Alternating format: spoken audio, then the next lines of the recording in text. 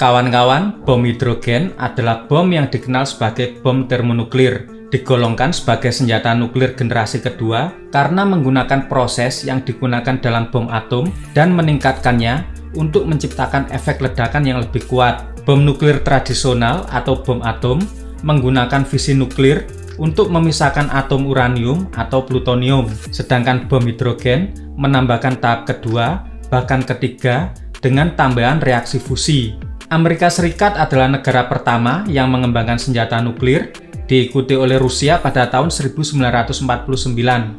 Tetapi jangan salah, Inggris adalah negara di balik rencana dan terlibat dalam proses pembuatan bom atom pertama. Sekitar 80.000 orang tewas seketika di Hiroshima setelah bom yang dikenal sebagai Little Boy dijatuhkan.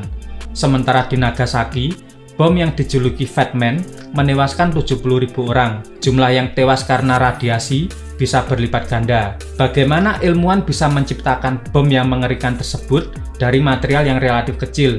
Albert Einstein tentu sudah punya jawabannya, tapi bukan dia yang menciptakan bom atom.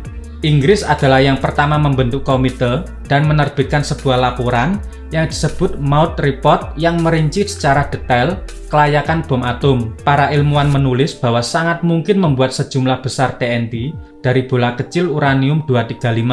Laporan tersebut lalu diberikan oleh Inggris kepada Amerika. Mata-mata Soviet juga memperoleh laporan itu, yang kemungkinan ada kesengajaan dari pihak Inggris untuk memberikan data kepada Uni Soviet. Amerika kemudian menginvestasikan dana besar-besaran untuk mewujudkannya dengan memberi nama kode Proyek Manhattan. Banyak sekali yang terlibat dalam Proyek Manhattan, termasuk insinyur militer, ilmuwan MIT, perusahaan DuPont, beberapa fisikawan kondang seperti Robert Oppenheimer dan Enrico Fermi. Mereka menemukan bahwa dapat menciptakan ledakan dengan istilah pembelahan atom yang dikenal sebagai reaksi fisi nuklir.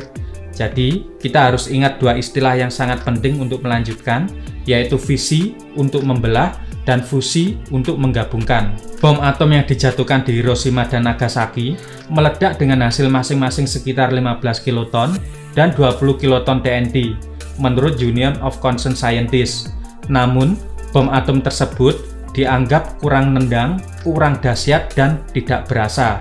Lalu mereka mulai berpikir menambah lagi reaksi yang menghasilkan kerusakan lebih dahsyat lagi dengan menambahkan reaksi fusi yang dikenal sebagai termonuklir hidrogen. Uji termonuklir pertama dengan nama kode Ivy Mike diledakkan pada tanggal 1 November 1952 di Pulau Elugulab di Samudra Pasifik. Sebagai bagian dari Operation Ivy, selama uji coba, bom hidrogen berhasil meledak mendekati 10.000 kiloton TNT. Uji coba tersebut menandai perangkat skala penuh pertama yang menciptakan ledakan dengan menggunakan fusi nuklir. Sejak saat itu, kekuatan nuklir dunia, termasuk Inggris, Tiongkok, Prancis, dan Rusia, telah mampu menciptakan bom hidrogen mereka sendiri. Sementara Korea Utara masih dinilai oleh para juri apakah sanggup membuat bom hidrogen atau belum. Sepanjang sejarah, bom hidrogen belum pernah digunakan dalam perang. Dasar setiap atom adalah inti. Jika dipisahkan atau digabungkan dua inti bersama-sama, maka akan bisa menciptakan energi dalam jumlah yang sangat besar. Energi inilah yang digunakan bom hidrogen dan bom atom untuk menghasilkan ledakan besar. Bom atom tradisional bekerja dengan memecah inti elemen berat menjadi lebih kecil yang disebut fisi. Bom ini menggunakan uranium-235 atau plutonium yang ketika dipecah melepaskan neutron yang membelah lebih banyak atom dalam reaksi berantai. Unsur-unsur yang dihasilkan memiliki massa total yang lebih kecil dari aslinya. Jika kita tahu persamaan Einstein, E sama dengan mc kuadrat, maka kita akan paham bahwa energi sama dengan massa dikalikan kecepatan cahaya kuadrat.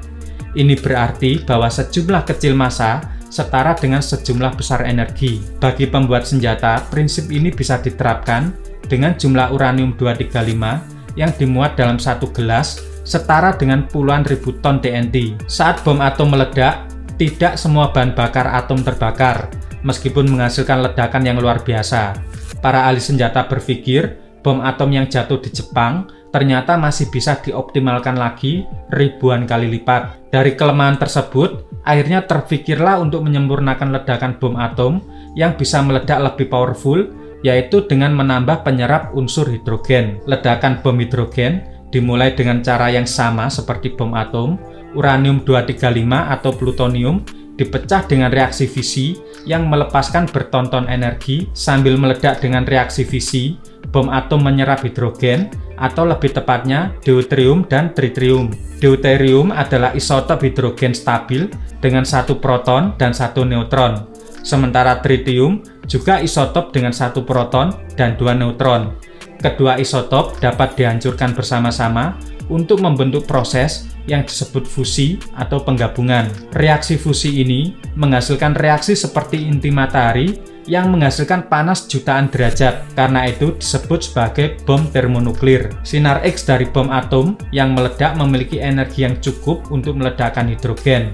Bergerak dengan kecepatan cahaya sehingga bisa memicu reaksi fusi yang lebih mengerikan. Bahan bakar fusi hidrogen menghasilkan banyak energi, tetapi juga bisa memicu lebih banyak lagi neutron bebas yang bisa digunakan untuk reaksi fusi secara lebih efisien. Untuk efektivitas, bom hidrogen sering dibungkus dengan casing yang memuat lebih banyak uranium-235, yang berarti bom hidrogen akan meledak pada tahap reaksi fisi, ke reaksi fusi, lalu ke fisi lagi, sehingga bisa memicu kiamat yang mengerikan. Ledakan bom hidrogen terbesar yang pernah diuji sepanjang sejarah adalah bom hidrogen 3 tahap Tsar Bomba pada tahun 1961. Ukurannya 3000 kali lebih besar dari bom atom yang digunakan di Hiroshima dan setara 50 juta ton TNT. Ketika diuji di bagian terpencil Rusia, diperkirakan ada orang yang berada pada jarak 100 km dari ledakan tersebut yang menderita luka bakar tingkat 3 dari radiasi yang dilepaskan. Setelah diledakkan, baru terlihat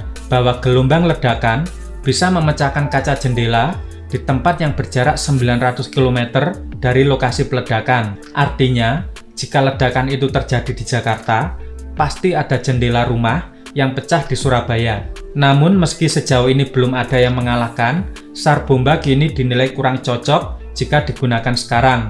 Bom atom yang dijatuhkan di Hiroshima pada Agustus 1945 memiliki bobot 4.400 kg dan Tsar Bomba memiliki bobot 27.000 kg. Jenis bom ini hanya bisa dibawa oleh pesawat pembom yang dirancang khusus dengan teknologi anti pesawat. Pesawat semacam itu akan dengan mudah dijatuhkan sebelum senjata nuklir bisa dipasang. Jadi yang menjadi tantangan saat ini selain daya ledak yang kuat adalah jika senjata nuklir ingin mencapai target yang diinginkan, para engineer harus dapat menciptakan dalam ukuran yang cukup kecil untuk dimasukkan ke dalam rudal. Dan rudalnya harus menggunakan kecepatan dan manuver yang tidak mampu ditangkal oleh rudal lawan. Oke kawan-kawan, demikian, terima kasih.